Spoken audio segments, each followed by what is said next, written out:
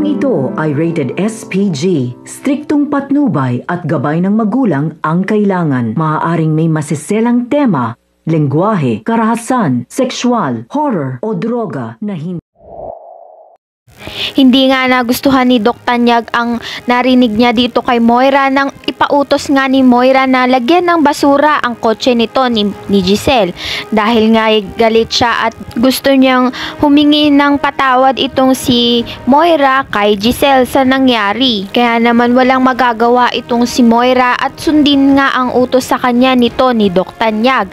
Samantala sa Eastridge nga at sa Apex ay pinagtatawanan nga itong si Moira dahil kumakalat na nga ang balita na kumain siya ng ipis.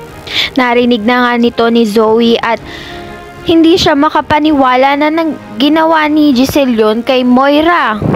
Nagkamali nga ng paglagay ng basura itong mga tauhan ni Moira at takang-taka siya kung kaninong sasakyan nga na ilagay ang basura.